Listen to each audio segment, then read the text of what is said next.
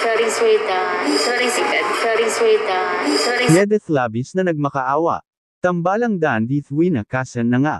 Isang mapagpalang araw sa inyong lahat mga kalingap, sanay hindi nyo po makalimutan na mag-like sa video na ito. At paunawa tapusin muna ang kaboohan ng video na ito mga kalingap at para malaman ang nilalaman nito. At maraming salamat po mga kalingap sa pagpatuloy na pagsuporta lalo na kay Kuya Val Santos Matubang at Kalingap Rab. Ang tambalan ng Dandith Winakasan na at Medeth sobrang nagmakaawa. Pero bago yun mga kalingap ay atin munang pag-usapan kung bakit umabot sa ganito ang tambalan nilang dalawa mga kalingap. Karamihan sa atin na nagsusubaybay ng Dandith ay ang gusto ng lahat na hindi mababuwag ang tambalan ni Medeth at ni Kalingap Dan mga kalingap. Sobrang nag-expect ang karamihan sa magagawa ng pakilig ng Dandith mga kalingap. At sabi nga ng ilan na sa Dandith lang sila susuporta mga kalingap dahil ang Dandith na rin ang nakapagbigay aliw sa kanila hindi lang dito sa ating bansa at pati na rin sa mga kababayan nating mga OFW mga kalingap. Karamihan talaga sa mga nagsusubaybay ng Dandith ay gusto nila ang dalawa na magkatotohanan na mga kalingap pero hindi talaga pwedeng mangyayari ang mga ganitong bagay mga kalingap dahil si Medeth ay meron rin itong manliligaw. Ito rin siguro ang dahilan ni Kalingap Dan kaya umiwas na lang ito at para na rin matatahimik na ang lahat para sa mga isyu sa kanilang dalawa ni Medeth mga kalingap. Maaring gusto talaga ni Kalingap Dan na mangligaw pero baka hindi na pwede si Medeth mga kalingap. Kung si Kalingap Dan lang ang ating tatanungin ay talaga namang wala naman talaga itong girlfriend mga kalingap. At ang hinaing lang ng karamihang viewers mga kalingap na si Medeth Anya ay sobrang sinaktan lang ito at pinapaasa lang ni Kalingap Dan.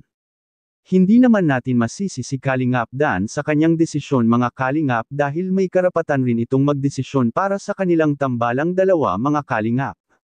Kung si Medeth lang ang tatanungin ay hindi talaga gusto nito ang mabubuwag ang tambalan nilang dalawa ni Kalingap Dan mga kalingap.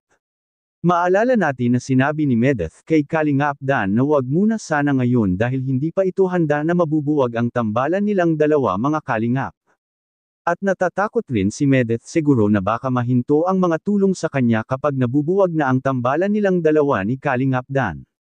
Ngunit alam naman nating lahat mga kalingap na kahit na si Medeth ay wala na itong ka-love teams pero tuloy na tuloy pa rin ang mga tulong nito na magmumula kay Kalingap Rab mga kalingap.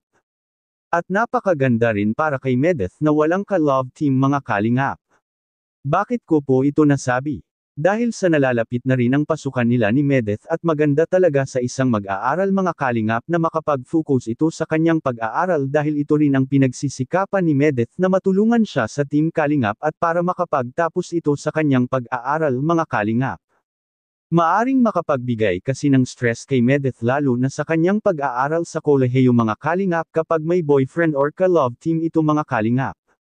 Kaya sabi ng karamihang concern para kay Medeth na magpakatatag anya na lang ito at magtapos muna ng pag-aaral bago papasok sa isang relasyon mga kalingap. Which is tama naman po mga kalingap, dahil mas mabuti na ang handa sa sarili kung may mga pagsubok man kaysa hindi pa handa at napipilitan lang ito mga kalingap.